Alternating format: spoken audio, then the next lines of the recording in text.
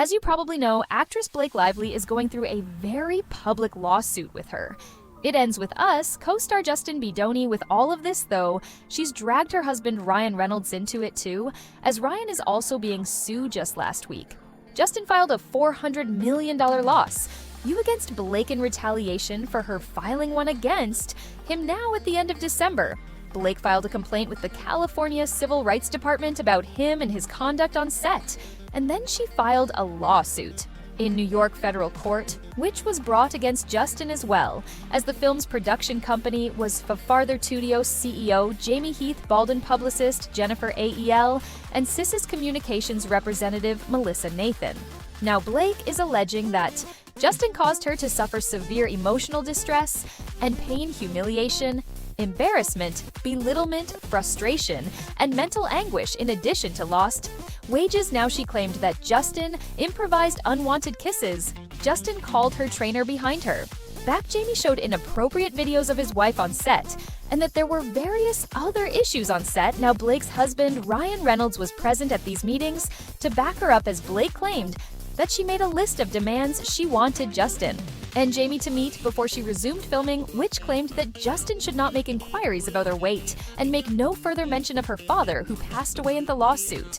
Blake claimed that Justin hired a crisis PR team to smear her, in retaliation for her raising the issues.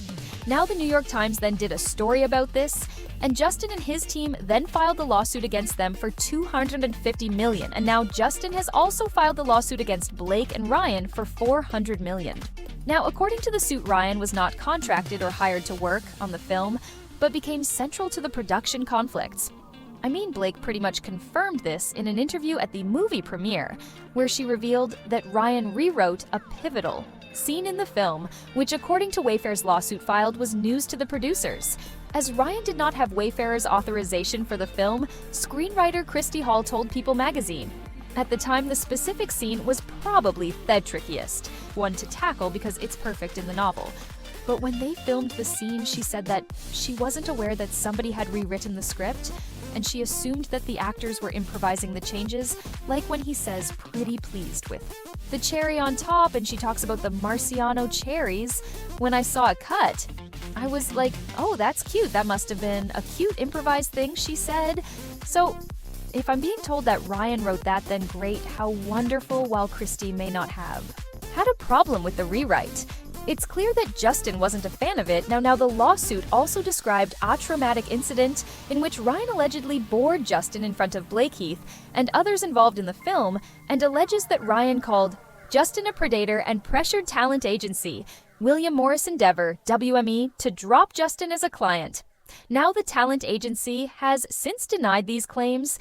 The suit filed in federal court in New York by Justin and the production company seeks at least $400 million for damages that include lost future income. It alleges that Lively and Reynolds hijacked the production and marketing of it.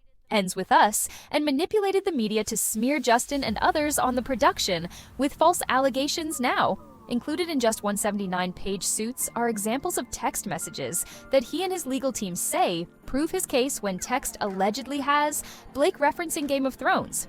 If you ever get around to watching Game of Thrones, you'll appreciate that I'm Kissy, and like her, I happen to have a few dragons, for better or worse.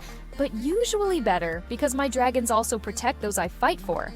So really, we all benefit from those gorgeous monsters. Of mine you will too, I can promise you," she said. Now the dragons were seemingly a reference to Ryan and Blake's close friend Taylor Swift. Now one of the other text messages included in Justin's suit appears to show an exchange between Justin and Blake about the script for the film. "I love what you did. It does help a lot and makes it so much more fun and interesting. And I would have felt that way without Ryan and Taylor." Justin wrote with a winking emoji, "You are a talent across the board, excited and grateful to do this together." He said, now many people are intrigued by these texts, but many have commented that if the Kesey text is accurate, Blake messed up as that character is viewed as a villain.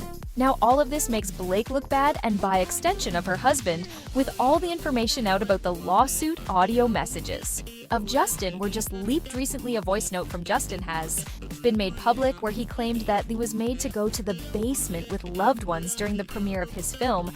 on what could have been one of the most beautiful nights in my life. Career-wise, I was sent to the basement with all my friends and family over an hour because I wasn't allowed to be seen. She didn't want me anywhere near her or the rest of the cast. The actor began. So they ushered me off the carpet and sent us down to the basement. We were down there together, my friends, my family, the people who love me the most.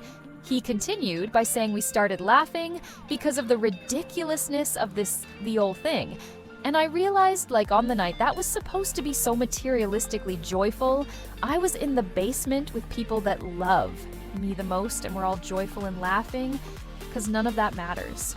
And none of it, we're in this business because we're artists and believe in what we do. And I believe that will follow each of us and that the truth will prevail and that light and love will win.